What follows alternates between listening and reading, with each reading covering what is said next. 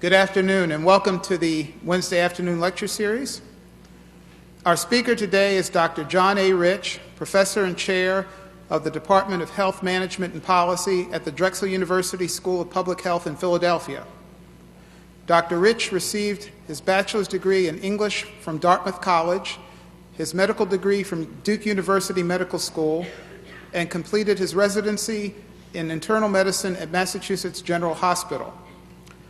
Dr. Rich also holds a Master of Public Health degree from the Harvard School of Public Health. Before joining the Drexel School of Public Health, Dr. Rich was Medical Director of the Boston Public Health Commission.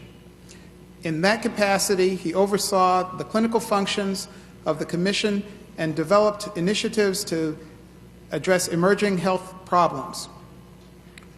Dr. Rich was also an Associate Professor of Medicine and Public Health at Boston University and served as an attending physician at Boston Medical Center. Dr. Rich is an expert in inner-city health problems, particularly urban violence, men's health, and racial disparities.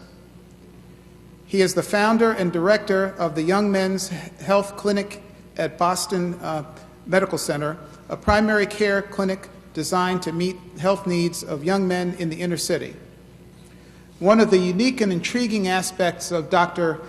Rich's work is the application of epidemiological and public health research tools to the problem of street violence. This is exemplified in publications such as his 2005 paper in the American Journal of Public Health entitled Pathways to Recurrent Trauma for Young Black Men, Traumatic Stress, Substance Use, and the Code of the Street, and his new book, Wrong Place, Wrong Time, Trauma and Violence in the Lives of Young Black Men. Dr. Rich also helped establish the Center for Nonviolence and Social Justice at Drexel University School of Public Health.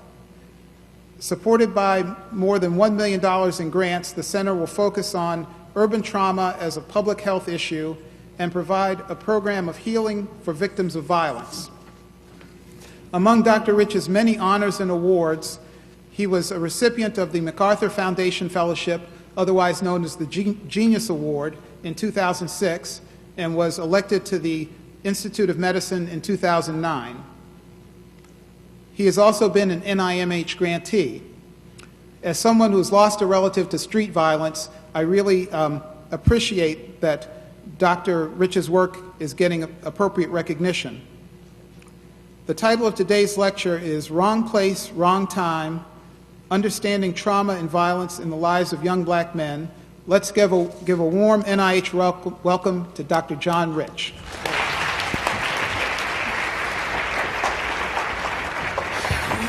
Thank you so much.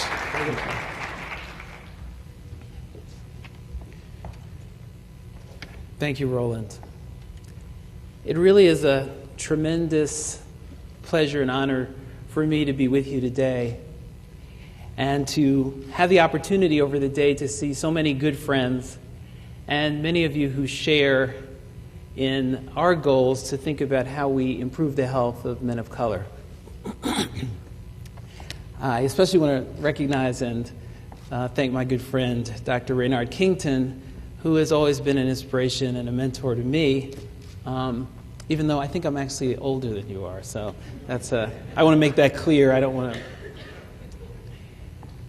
I also want to thank Dr. Ted Corbin, who's joining me from the Center for Nonviolence and Social Justice, for being here. The title of the talk again today is Wrong Place, Wrong Time, Understanding Trauma and Violence in Young Black Men.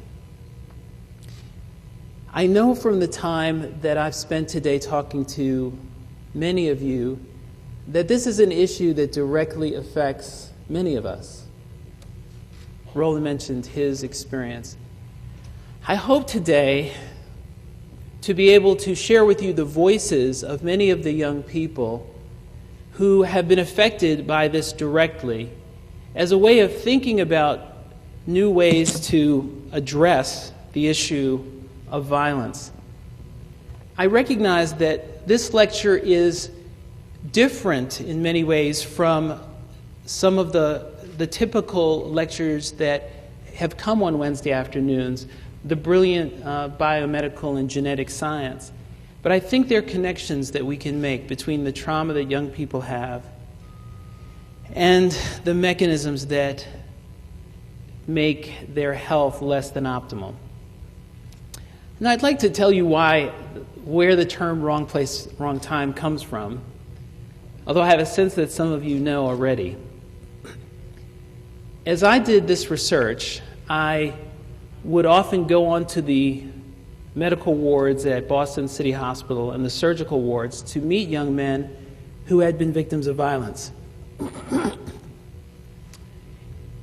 Almost inevitably, after I had sat with them for an hour or so hearing their story, the young man would turn to me and say, "Well, Doc, I guess I was in the wrong place at the wrong time." Now, I will admit to you candidly that I, along with many of my medical colleagues,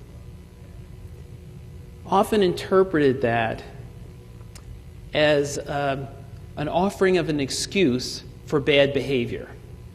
We somehow assumed in many ways that young people young black men in particular, didn't just get shot, they got themselves shot. And that has to do with the fact that their experience is so different from our own. Their life experience is so different.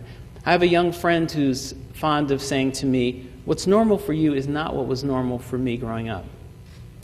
So using their own words, wrong place, wrong time, I hope that we can think about what the wrong place and the wrong time really is and how we can create a right and safe space for these young people. So today I'd like to provide you with some background about violence and trauma in young black men and talk about the use of narrative methods to understand the complexity and the humanity of their lives. I'd like to then talk a bit about our current work to address trauma and violence, future research and clinical needs, but I'd also like to share with you the voices of these young men directly. It's true that we often talk about young black men, but not to them. And I see that we have a diverse audience today and some young African American men with us. I hope that we can make this, in the end, something of a dialogue about where we go forward. Now, I will tell you that I came to this as a clinician, as many of you began your work at Boston City Hospital. I'm quick to point out that I didn't take this photograph. Those vehicles are a different vintage. But the hospital, when I arrived there, looked much like it did at the time this picture was taken. I was a primary care doctor there, and what I found was that in primary care I saw very few black men. But I knew they were in the hospital because walking through the hospital I would see them in dermatology clinic or the emergency department or on the surgical wards. And so I and my colleagues, in recognition of the need for primary care, started a clinic that we called the Young Men's Health Clinic. The idea was to see if there was an opportunity to bridge the gap between pediatric and adult care for these young people. But as we talked with them, we found that, as you might expect, 80% of the young people were uninsured, 20% said they had never seen a doctor, 25% said they had never seen a dentist. Almost half said they had been injured in the past. More than half said they had witnessed a shooting or stabbing. A quarter said freely offered that they did not feel safe.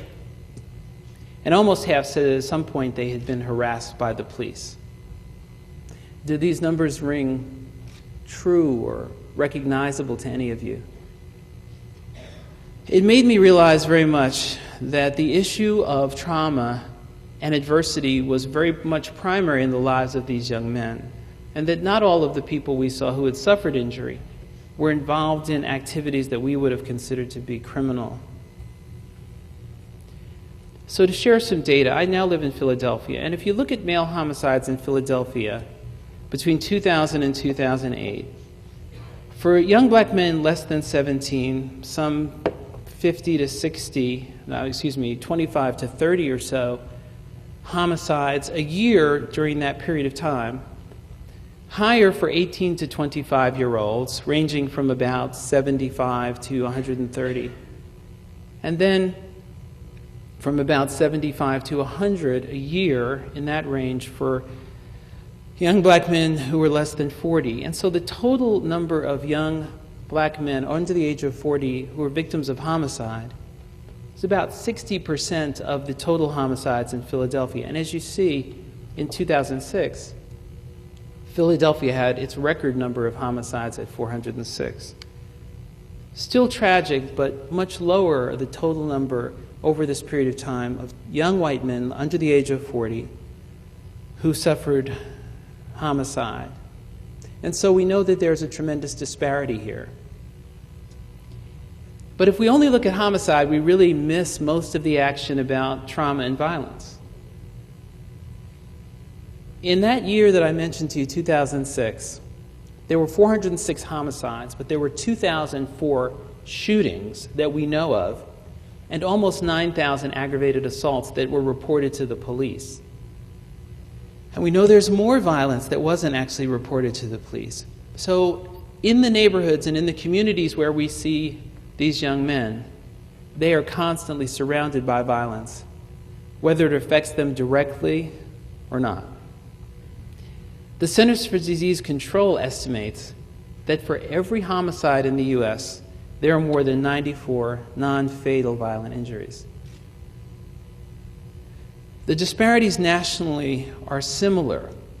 The homicide rate for black males ages 15 and 24 was 92 per 100,000 in 2006. It is the leading cause of death for young black men. For white males in the same age range, it was 4.7 per 100,000, which means the homicide rate for young black men is 19 times that for young white men. Young people, as well, are disproportionately affected. So young people between 15 and 44, while they're 44% of the U.S. population, are 75% of those injured and 83% of the cost. And while we're talking about the cost, and while we are considering health care reform, realize that of the almost 17,000 homicides and 2.2 million medically treated injuries in 2007, the cost in lost productivity alone was more than $33 billion, and $4 billion was spent on medical treatment. And so this is an issue that affects all of us, if only through the costs of our health care.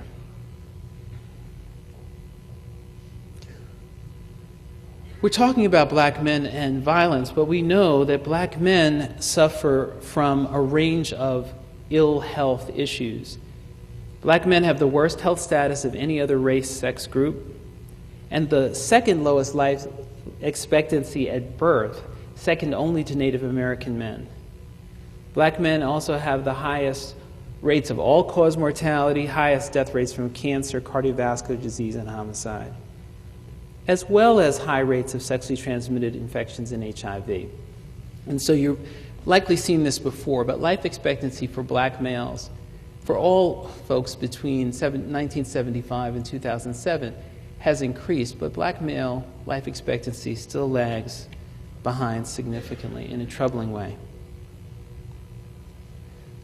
A few more statistics. When we look at young black men, we see that they have higher rates of death from homicide among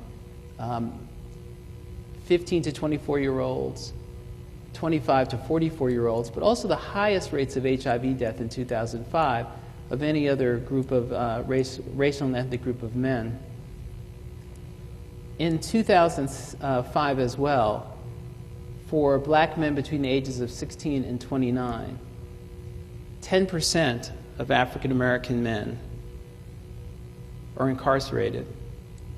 And with regard to unemployment, in 2005, almost 20% of young black men between the ages of 16 and 29 were unemployed. As you can imagine, these numbers are worse with the current economic downturn.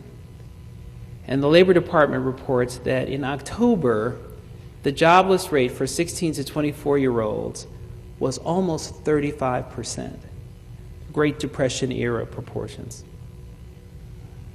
And so if we summarize the weight of these issues and problems and stigma for black men, particularly young black men, we know young black men are more likely to be stopped by the police, mistreated, and killed by the police, more likely to face discrimination in hiring, more likely to be depicted in the media in ways that are dehumanized or objectified, and that these young men carry this stigma with them into healthcare when we see them. And so I've observed, and many of you may have observed as well, a tendency to believe that all victims must be perpetrators. And so within the healthcare system, where we are duty-bound to treat victims as victims, we still have this dichotomy that determines how we approach them. One of the reasons that there is an ongoing concern about the health of these men is the issue of recurrent violence. So any trauma surgeon in the inner city will tell you, I operated on a guy for a gunshot wound, and 2 months later I saw him again. This time he was, so badly injured I couldn't save his life. So the issue of recurrent injury became an area of interest. And I realized, going back to what my friend Roy Martin told me, that normal for him wasn't what was normal for me. And so that to understand it, I knew that I couldn't draw upon my own understanding to even put together the questions, but rather it was more important to open up a space where these men could tell their stories. The data show, Sims and colleagues in 1989 found that the recurrence rate for penetrating injuries at 5 years was 44%. And that in the entire cohort, the mortality rate was 20%. And other studies have found similar numbers. Cooper and colleagues in Baltimore looked at the risk factors for recurrent violence, and the list is helpful in some ways and not surprising in others. African American males who are unemployed, who lack medical insurance, who are poor, are more likely to be injured again. Current drug use or past drug involvement as well is a risk factor. But I want you to pay attention particularly to they're finding that incidents that were related to disrespect or dissing, past psychological trauma, and unsafe neighborhoods were all predictors of recurrent injury. We then undertook to understand the experience of violent injury from the perspective of the victims, young African American males who had come into the hospital with injury. We recruited 18 to 30-year-olds who had been shot, stabbed, or assaulted within 2 weeks of their time at the hospital. We interviewed them, and then again, for those that we could achieve follow-up with at 1 to 3 months. We used semi-structured interview guides that really had questions like, tell me what happened to you.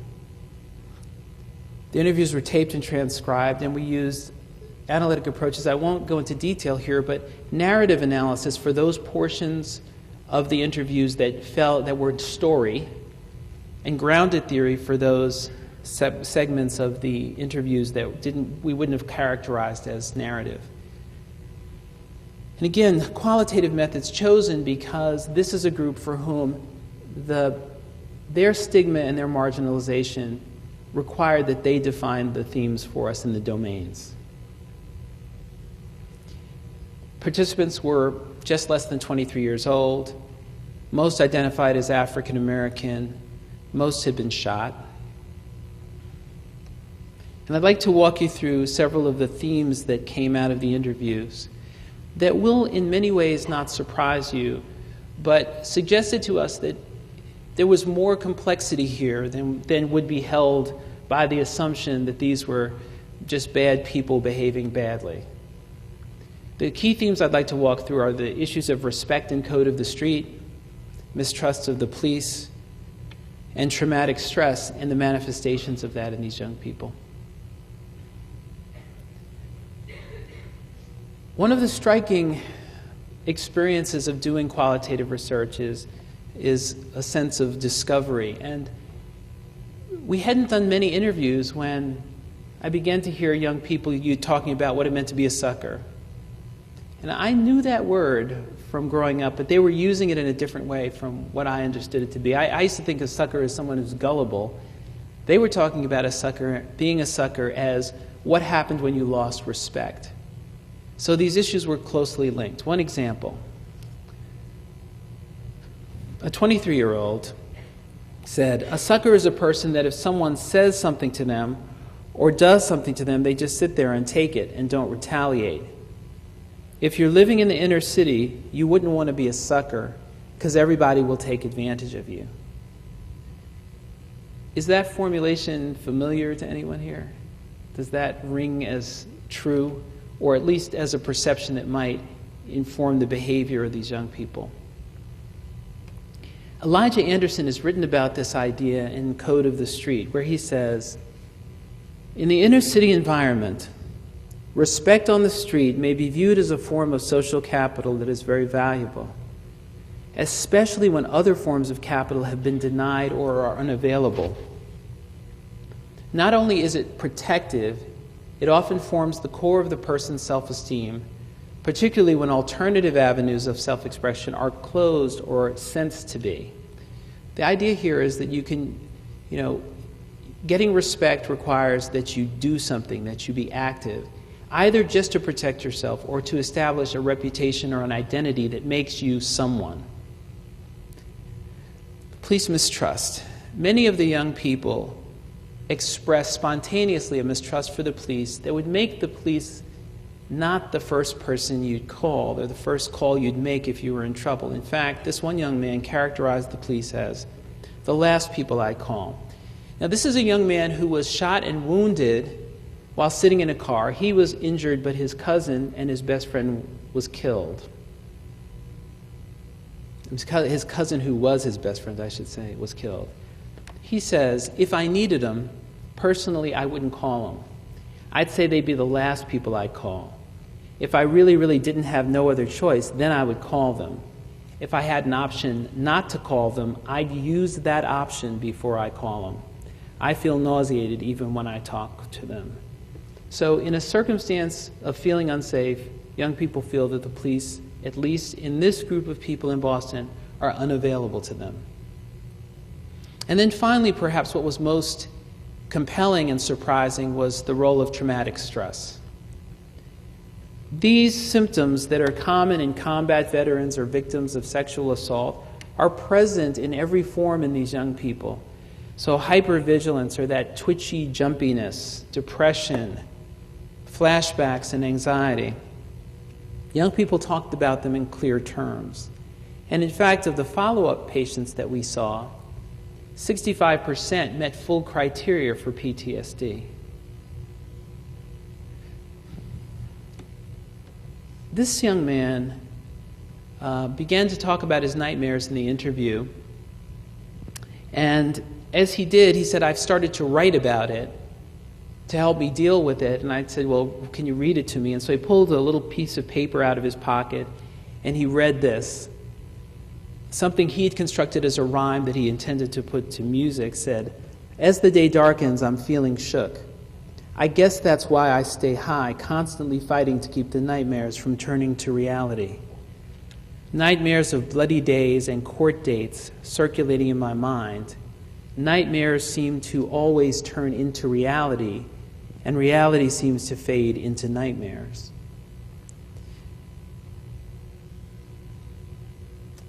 Another prominent and symptom of great concern is the blunting of emotions or dissociation that these young people experience after injury. As you hear this audio clip, I want you to think about the implications for safety of the loss of the ability to feel fear and love that this young man experienced. This is the same young man who told us that he did not trust the police. So a lot of things that made me scared or made me nervous, they don't scare me no more. They don't affect me. Like, if a whole bunch of dudes kept on looking at me, I used to feel nervous. Like, and if someone kept on giving me mean looks, I used to get nervous. It don't happen no more. It just don't happen. It's like some of the feelings just gone. If they look at me mean now, I look at them right back. Like what? Like they just took some emotions that I used to have, that nervous feeling, that scared, just gone. It's not even with me no more. I don't even know what it is, but it's not. If you think about this, this young man had a sense of what was dangerous and what was safe in the inner city. After trauma, after his violent injury, he lost that sense. And so he found himself in a position of confronting others in a way that he wouldn't have before his injury. Another young man who I'd like to introduce you to is Anthony Christian. Anthony was shot 3 years ago, twice in the head and once in the arm. Anthony in this clip talks about not only the fact that he had symptoms after his injury, but that he had long anticipated that someday he would get shot in the head. Well, which is somewhat ironic. I have had a lot of people who were close to me that died from gunshot wounds, specifically to the head. So coming up, I've always had thoughts and certain little visions, or that's why I can honestly say I was as calm as I was when it finally happened, because I saw that. I used to dream about more often than not. It's a bad dream, it's that happening in the dream. Somebody is, first few nights of me trying to go to sleep on my own after they, took me out of ICU or whatever. My body was so exhausted from the trauma, the loss of blood, and all the procedures they had to do. I just, as soon as I close my eyes, the first thing I see, or first thing I hear, is the first shot.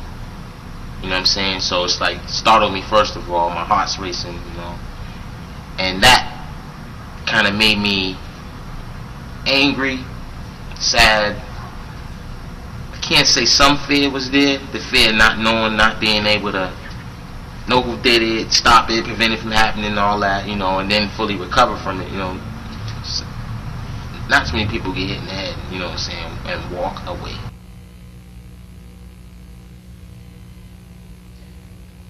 So we began to think about what are the alternative pathways? How might these issues all work together to create a sense of unsafety?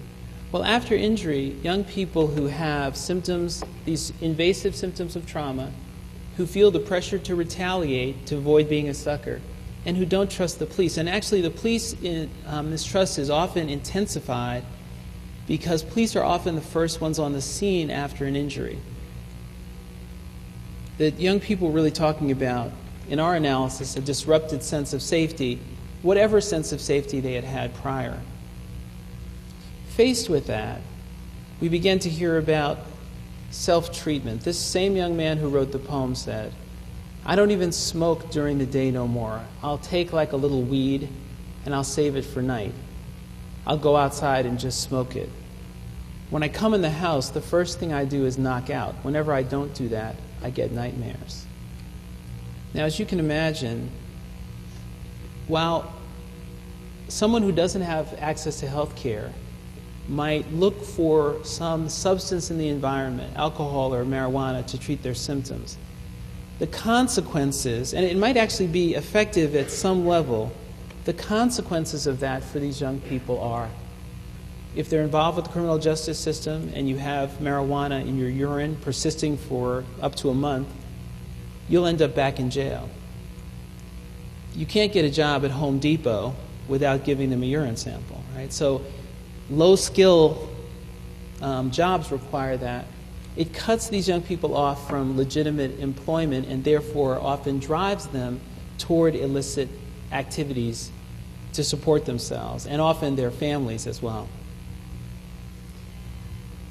So with this disrupted sense of safety, when you ask young people, what can you do to stay safe? They tell you, well, I can move away, which most of them can't.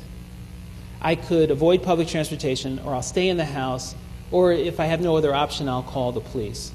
But many of us know that faced with a gunshot wound and an acutely disrupted sense of safety, many young people turn to weapons. And this young person said, getting stabbed changed my life a whole lot. Stuff like that can make a person go crazy, go out and buy a gun just for protection. Because it's not that hard to get a gun on these streets. It's not that hard. It's like buying candy from a store if you know the right people. Many young people who you talk to about why they carry weapons say that they carry those weapons for protection. But the presence of a gun, obviously, in the settings that these young people are in, put them at risk for either doing injury to someone else or being injured themselves. And so to complete this cycle, traumatized young people who, with a disrupted sense of safety, who obtain weapons or get involved in illicit economy, increase their risks of re-injury as a possible combination of factors to cause the problems that we're seeing, as an alternative explanation to the notion that these are simply bad people doing badly or sick people acting out their sickness. Again, so the code of the street and issues of respect are really central to how these young people see safety, but their symptoms of trauma can often drive the cycle of violence. As I said, self-medication and sometimes weapon carrying are rooted in these intrusive symptoms that leave these young people feeling less safe. But for the most part, healthcare providers, neither healthcare providers nor patients make the connection between what's happening in their behavior and the symptoms that they have. There's a disconnect, in part because of a lack of education amongst providers about the presence of these symptoms. And that means we lose an opportunity. One of the things you also hear from young people who have been injured is that somehow this is a wake-up call. Like any near-death experience that we might have, they seek meaning in what happened to them as some message from some force. And therefore, there's a window of opportunity that opens to intervene with young people in that vulnerable moment.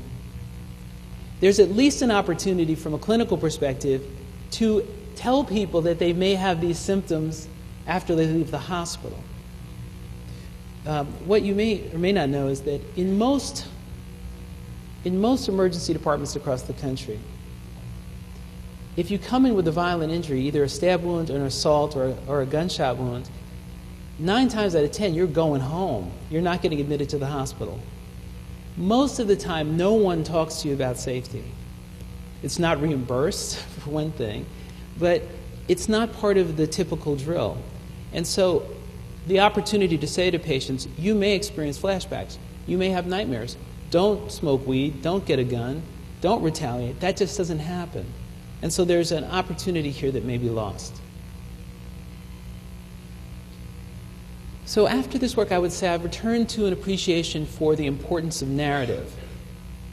I was taught as a physician-provider to get information, not stories. As a matter of fact, many of us were discouraged from getting stories because they take too long. And yet, what many of us have learned, and others, Robert Coles and others have written about, is that for providers, hearing stories is humanizing. It allows us to understand the person opposite us as a human being. Reveals complexities that we might not have learned by simply asking questions, but it also helps us hear from those whose experience is least like our own. Telling stories, on the other hand, particularly about difficult circumstances, is a way of healing. It's a way of creating order and containing emotions. And the one thing that's true is that a story is familiar to all of us, and so it's a familiar framework for talking about difficult events. Elliot Mishler, who's been a wonderful mentor to me, has done studies that suggest that if doctors let patients just tell their stories, it would take less time than peppering them with questions, because a story is a familiar way to express your experience. It was in part because of that appreciation for narrative that I began to think about how to represent more fully the stories of these young people. Because even in this presentation, the first part gave you numbers, and overwhelming numbers of individuals, 406 homicides, 18,000 homicides. But even presenting the small excerpts from the interviews in many ways fragments the individuals who the stories came from. By presenting these stories in whole form, I hope that medical students, providers, and others will better understand the complexity of the experience of violent injury for these young people, and it may help us understand potential solutions. I want to say a few words about the long-term impact of trauma more broadly, even apart from this population. Many of you already know about the adverse childhood experiences, work done by Felidi and Anda, funded by the Centers for Disease Control. But the Adverse Childhood Experiences study was the largest study of its kind ever done. It was done in the Kaiser Health System in Southern California, almost 18,000 participants. They undertook the study to examine the health and social effects of adverse childhood experiences over the lifespan. And the majority of the participants were over the age of 50, most were white, and most had gone to college. The investigators defined abuse adversity as either psychological or physical abuse by parents, sexual abuse by any person, emotional or physical neglect, and then household conditions, including substance abuse, mental illness in the home, parental separation or divorce, witnessing violence against your mother, or having a household member who was incarcerated as household dysfunction. Notice, violent injury, witnessing violence in the street was not on the list. Only a third of those people in this relatively middle-class population had none of these. 25% had experienced 2 or more, and 16% had a score of 4 or more. Most provocative is the fact that there was a strong dose-response relationship between the number of childhood adversities and all of the diseases and conditions you see listed on the slide. So heart disease, diabetes, obesity, alcoholism, depression, teen pregnancy, sexually transmitted diseases. All of these have a direct relationship to childhood adversity. By some estimation, that makes adversity in childhood the most important predictor of chronic disease that we know. The mechanisms are now still being fleshed out, but the work of people like Bruce McEwen and others who are looking at the biological effects of stress and adversity have already shown that prolonged stress, both in animal models and humans, can become toxic and can trigger emotional behavior and physiological responses, particularly in the hypothalamic pituitary adrenal axis. We know that these stresses are greater for those at the lower end of the social ladder, confirmation of the work of folks like Michael Marmot who look at social determinants. McEwen himself has coined the term allostatic load to mean the cumulative damage of long-term wear and tear, toxic stress on the body, including social determinants of health. And so as we think about these young men or communities where these young people live, we know that trauma and exposure to violence and PTSD lead to psychological alterations, including poor coping, anxiety, hostility. Biological alterations, including dysfunction of the fight or flight mechanism, depressed immune function, and potentially changes in brain development, particularly in the hippocampus, which is responsible for learning and memory.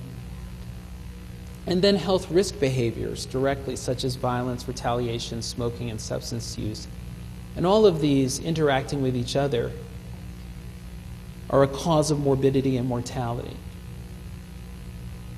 And of course, personal, social, cultural factors influence this relationship in this scheme, which is adapted from the work of Schnur and Green. So there's a broader context in which we ought to be thinking about childhood adversity and violence. And if you remember, we talked about the lower life expectancy of black men. Some of that is due to early death, like infant mortality and violence, but chronic disease is a major contributor as well. So currently, we are working at the Center for Nonviolence and Social Justice to begin to think about what it would mean to have trauma-informed care, research, training, policy.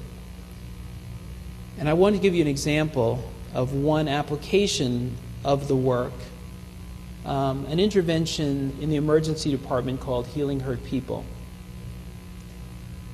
We developed this as a trauma-informed intervention, meaning that it recognizes the adversity, suffering, and pain that patients have experienced over the course of their lives. So we ask and assess what kinds of adversity they've had. The intervention also comes from an acknowledgement that trauma does feed the cycle of violence. The goals are to identify and treat trauma-related symptoms, to decrease more distal outcomes like re-injury, to decrease involvement with the criminal justice system, which requires coordination with police and criminal justice, with an effort to develop a best practice for health care and for trauma centers across the country. And just to map the aspects, the process that young victims go through maps against a certain set of potential benefits. By doing a comprehensive assessment within some reasonable period of time, 2 days of the injury, we can identify acute stress or post-traumatic stress, but also educate patients about what to expect. Through navigation and case management, and I should mention that the navigator is also an African-American young man who comes from the neighborhoods that these young people inhabit, is able to connect that individual to needed mental health services and other services, simply connecting them to identification cards, which many of these young people don't have. Mentoring by that navigator helps to deconstruct many of these code of the street issues and the behaviors that young men might take in an effort to stay safe. And finally, and this was requested by the patients themselves, a group intervention based on 4 principles embodied in the acronym SELF: safety, emotions, dealing with loss, and envisioning a future. These young people said, we're not doing the one-on-one counselor thing. I won't go to a therapist, but I'll sit in a group with people who have had a similar experience and in a facilitated group learn about how to stay safe. Our goals for the future are to, again, translate the knowledge that comes from the voices of these young people, to better understand these adversities like PTSD, trauma, and violence in the population, and expand the list of adversities to include some of the things that these young people go through. At the same time, we'd like to better understand in these patients what are the biological impacts of stress and of allostatic overload, and how might we measure these? Are there reasonable biomarkers that might indicate stress and correlate with post-traumatic stress disorder? Clinically useful biomarkers, and some of these may really relate to sleep, quality and quantity, and the like.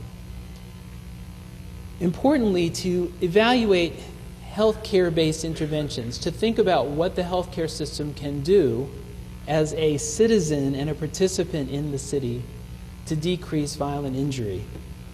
Part of this will require engaging former victims in the care of those who have been injured. And then finally, continuing narrative research. Our experience has been that telling one's story is in itself therapeutic. How can we incorporate victim testimony in our interventions? How can we use their voices to inform policymakers about not only adversity and trauma, but the social conditions that perpetuate this and transmit it from generation to generation? So I promised we would end by allowing you to hear the voices of the young people. This is Maurice. Maurice is a participant in Healing Herd People.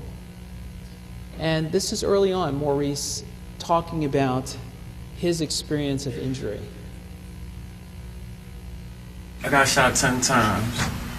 I got shot twice in my face, right here and right here. I got shot right here. This is the one that pierced my lung. I got shot twice in my stomach. I got shot right here and right here. I got shot 3 times in my back.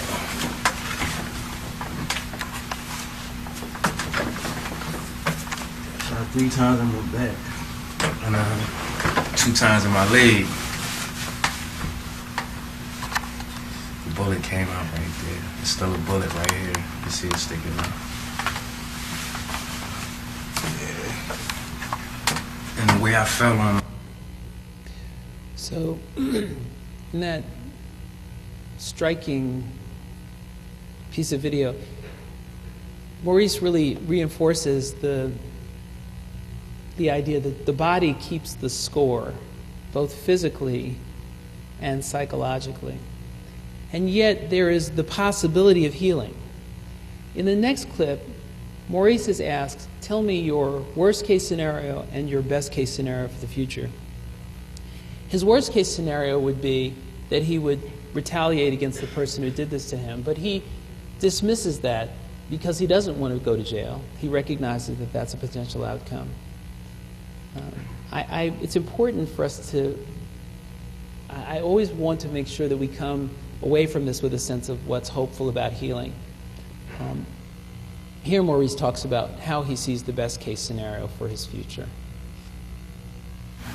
The best case scenario I could say, I mean, what I look to be doing within like the next 12 years, I like to be working, you know, no labor, probably like a desk job or something, because like I got plaques and stuff for writing or whatever. I was thinking about writing a book. So I just want to do something positive, like, and just, you know what I'm saying, provide for my family. That's all. And hopefully I can, me and my son get married or whatever. We get married and, you know, buy a house somewhere peaceful, somewhere safe. So peaceful and safe as the ultimate goal. You met Anthony Christian earlier. Anthony Christian is not only a young man who was shot twice in the head and once in the arm, but he is a violence intervention worker in Boston in a similar emergency department-based program. Here, and I want you to understand the power of having a young person like Anthony work side by side with physicians and nurses and social workers who are providing care.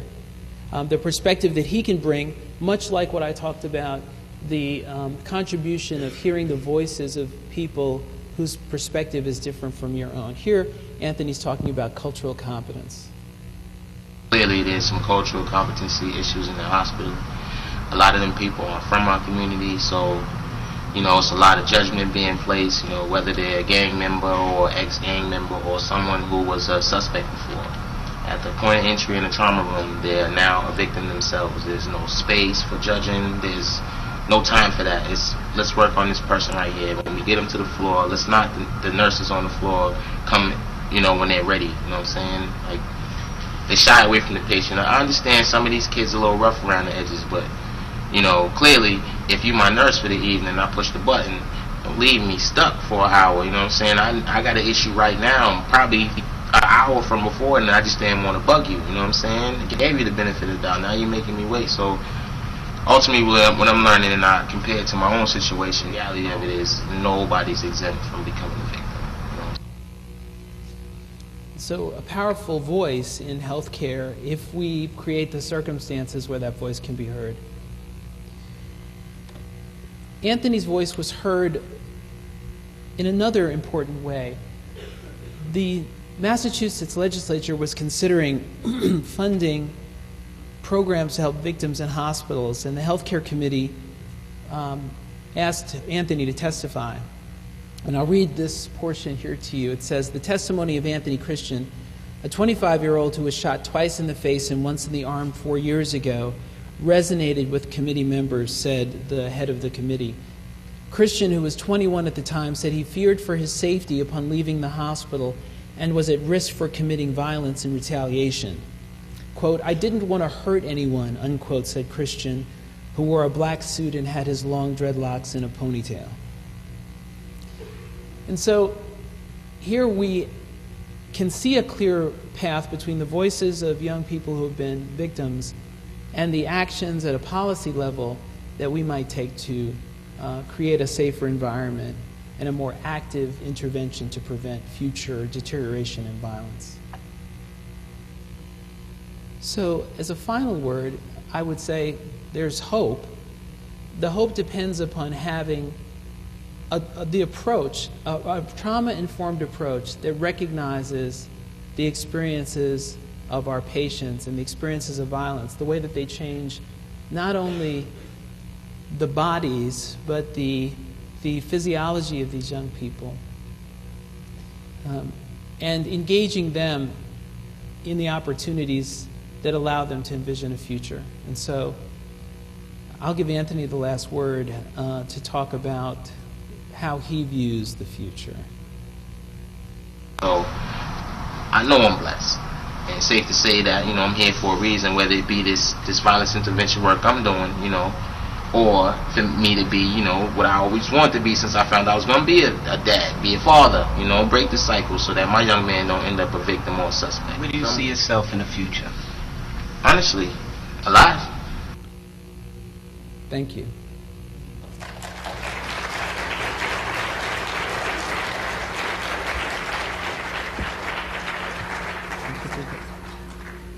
Thank you for that very thought-provoking talk. And we'll take questions. Please come to the microphone so that the people watching the video cast can hear. Great. Henry. In thinking about first causes, I wonder whether you could get your opinion about the role of injury of these young people in utero before they're born because of the ill health or drug use by mothers. I can't say it's an area I know a tremendous amount about. I will say, though, that more and more the work of people like Bruce McEwen is suggesting that the infant is experiencing the stress of the mother and potentially through epigenetic mechanisms may have inherited some of the chronic stress and adversity of the mother. Now, that's probably as much as I could say without, based on what I know. I do think it raises the important issue about how this issue blurs the lines between primary, secondary, and tertiary prevention. Because primary prevention in this case might be helping the mother to create an environment in utero for the infant, and then creating an environment in the home as an early child to prevent those effects from being passed on. It is impossible, though, with a traumatized parent to think that we can only think about the child. It has to be done in the context of family. And so I do believe that there is the environment and its impact upon biology has to be considered from the very beginning and has to be considered in the context of the family. So I'm from New Jersey. I've actually been shot myself. I lived in an area, we'll just call it a not so happy place. And my question is, so I have, I mean, off the top of my head, I can think of 12, 13 people that I know that have been shot and killed. Fortunately, for me, I was taken here by my mom, and I got into a good program here at NIH, et cetera, et cetera. So I made it out, I guess you can kind of say. And my question is very basic. I have tons of friends, relatives that still live where I'm from. What do you say to them? I mean, they can't move.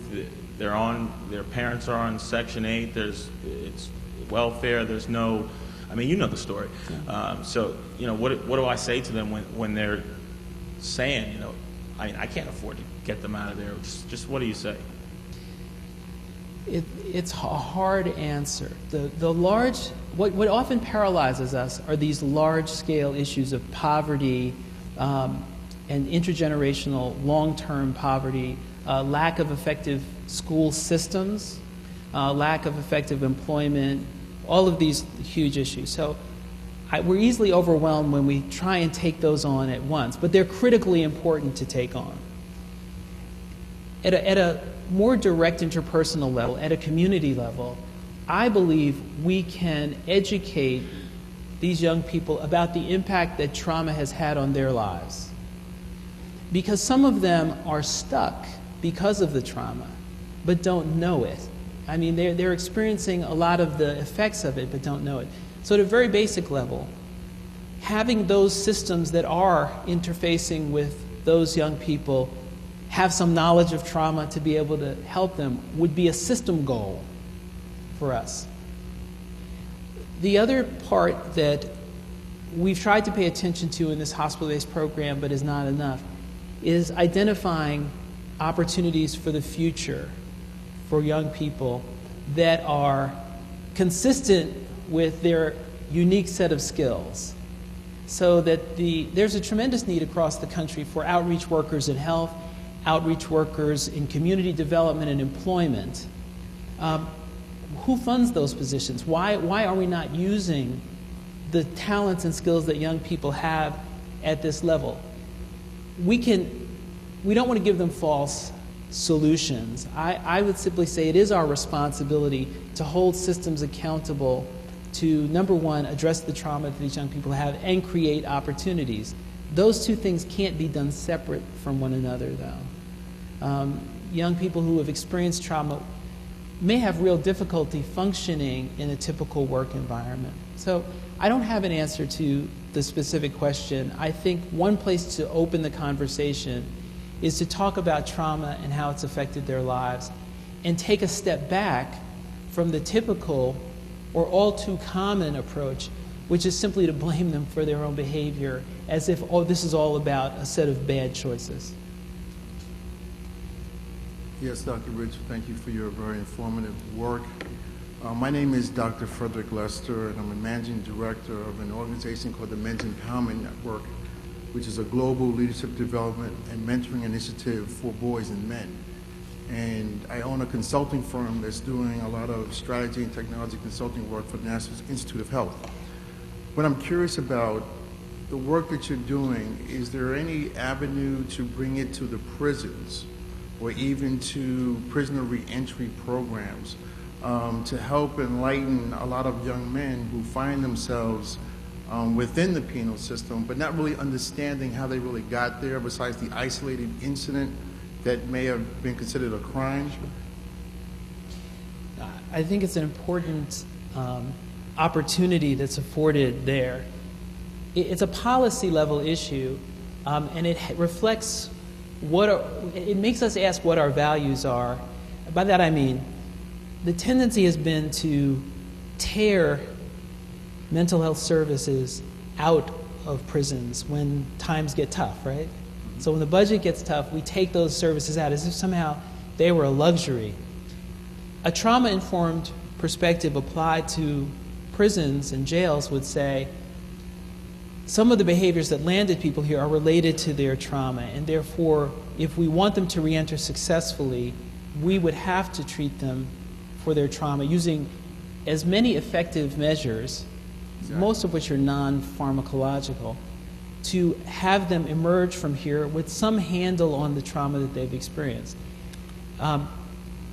But that's at the system level. At the current institutional policy level, we could advocate that the mental health personnel who are there be sufficiently trained and equipped to deal with, to screen for, to deal with the trauma that the young people and the prisoners have.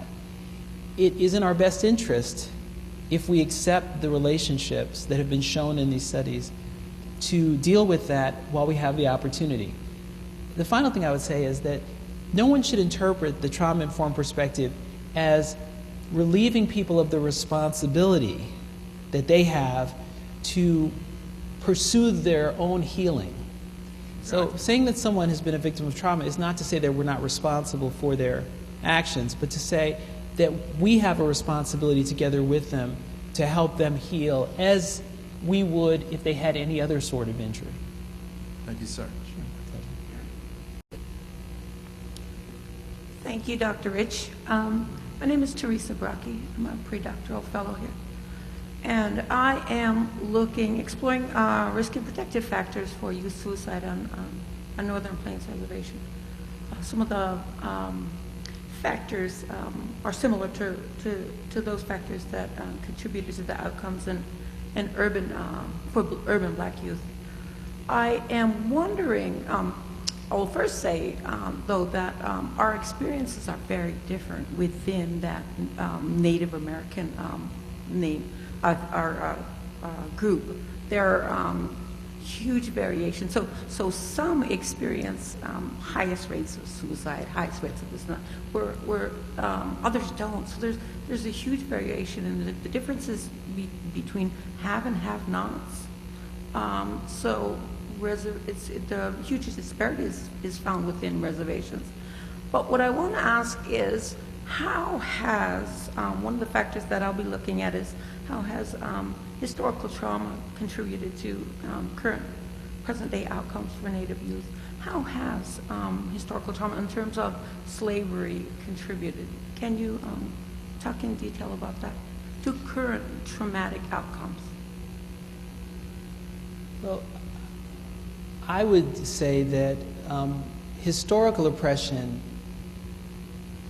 created the adverse social determinants that we know create chronic stress and allostatic overload. So that the fact that African American and Native American people are disproportionately poor means we've concentrated the chronic stress there. And so the way in which environment affects biology is made more extreme in those circumstances. And I think that if that does lead to disruptions in your physiological functioning, and if it is potentially transmissible from generation to generation, then we have a clear way of seeing that historical trauma can be passed along. I think we have to, again, have hope that, as some researchers I understand have found, those changes can be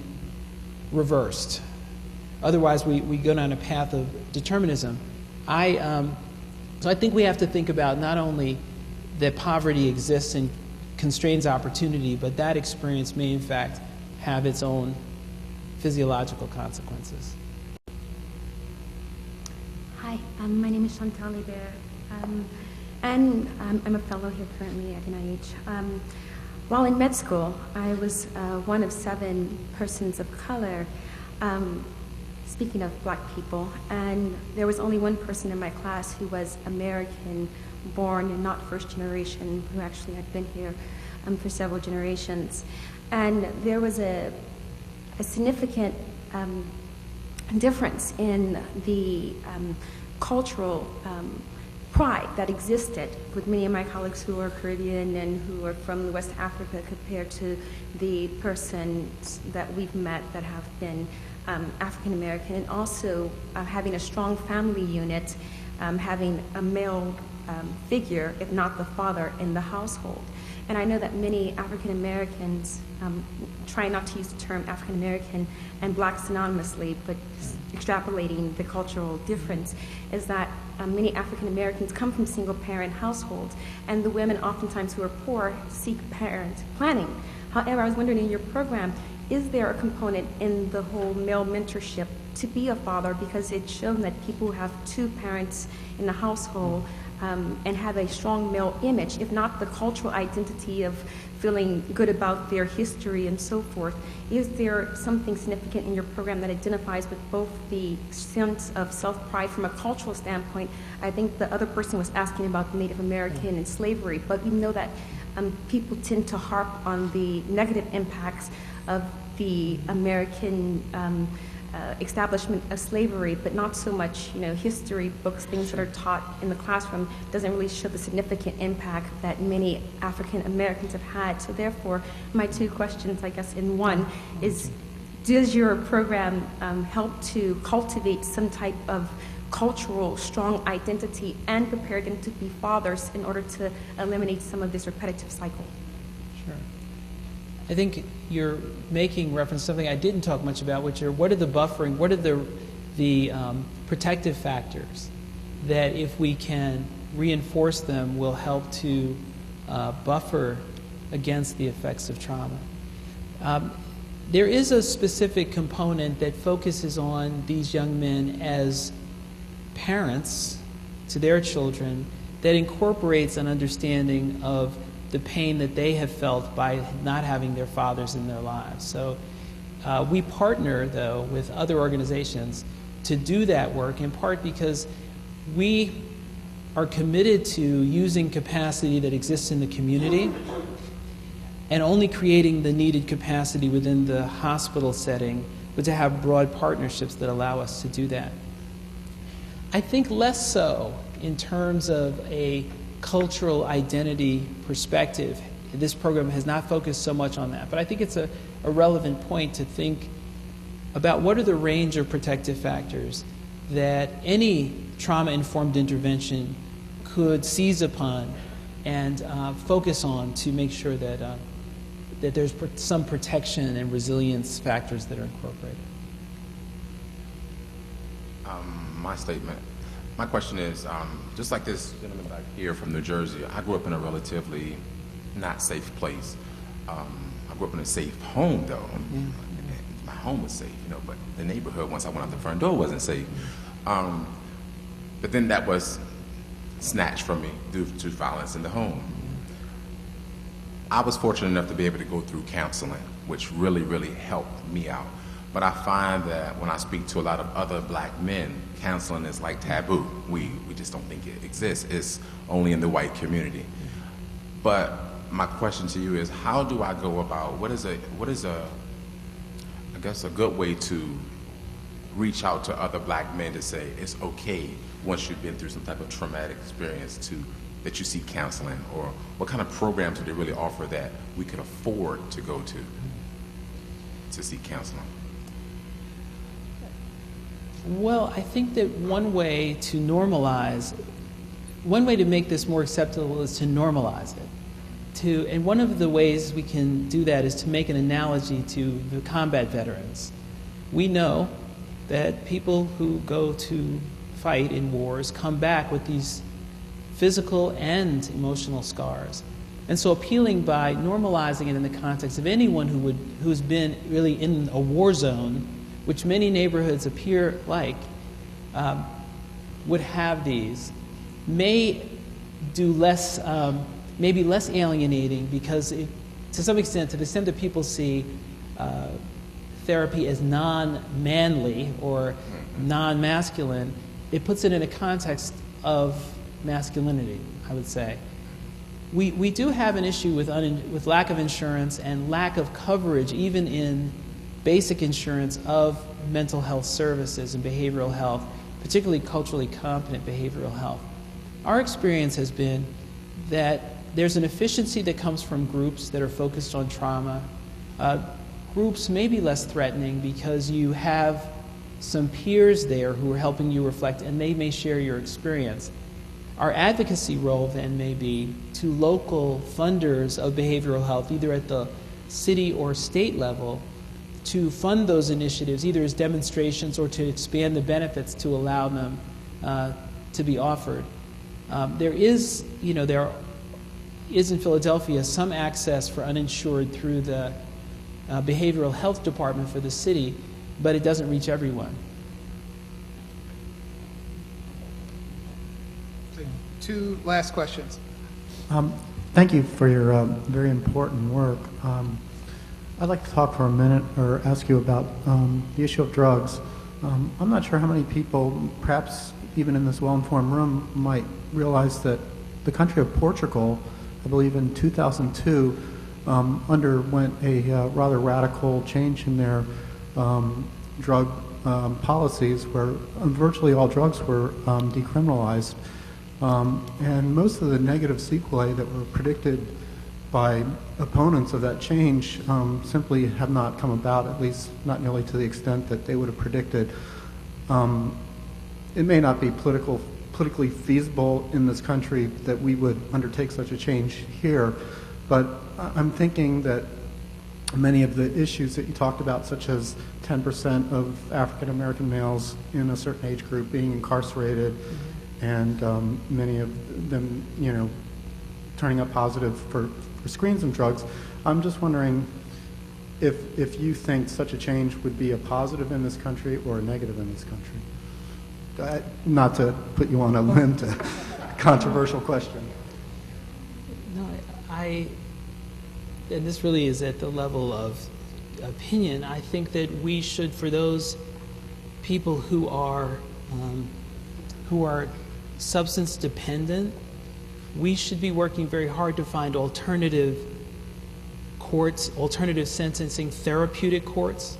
Those courts would be enhanced if we also directed those people to treatment for what is likely to be their trauma in the past, right? We know from the ACE study there's a relationship between adversity and substance use. So having a judge say, I'm not sending you to jail, I'm sending you to a program in the community, like Healing Hurt People, or I'm sending you to very specific drug treatment, would, I think, do a world of good for making sure that people get what they need and making sure that prisons serve the function that they're supposed to serve.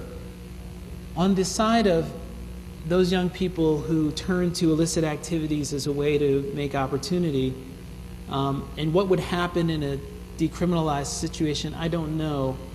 But I do think that creating opportunity is a powerful tool, because selling drugs as an alternative is, if you talk to young people, it's not a glamorous alternative. It's not a way to make a lot of money. It really isn't something that many young people really believe is a future. It's a kind of, at least for the young people we talk to, it's a desperate, intermittent activity when they have no other opportunity.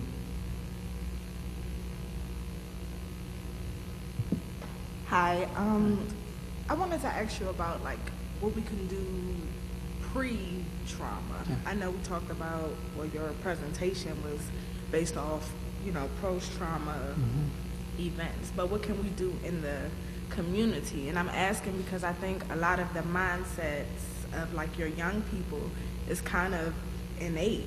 For instance, I have a 5-year-old and he already says stuff like, boys don't cry. I've never told him that. He's never had any of the negative experiences, but when your gentleman said, be a sucker, that, I immediately thought about my son saying, boys don't cry, and I've never told him that. So what do you think we can do pre-trauma? Post-trauma, it's not too late, but if we can avoid it before, do you have any suggestions, or did the people in your study say anything that could have changed their perspective before they were shot?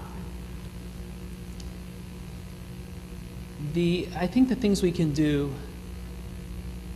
include what you're doing, which is creating a safe, adversity-free, as much as possible, home for your child, and to advocate for safe, trauma-informed daycare and schools so that kids aren't exposed to the adversity and trauma, and that educators and child care workers understand the impacts. But you also make a point that some of this stuff about masculinity and about violence is sort of piped in constantly, even though you never said that to your child. He heard it somewhere, he heard it on TV, he heard it from other people. I can only say that we have to constantly challenge those ideas when they come up.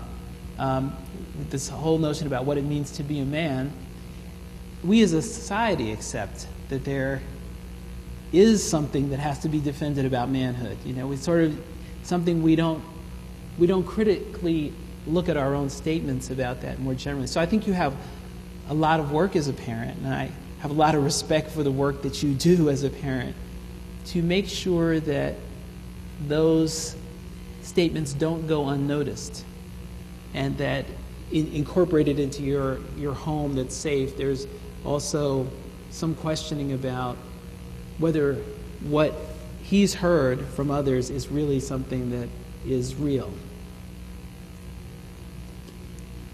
So, thank you for the great questions. We'll have a reception in the library, which is around the corner.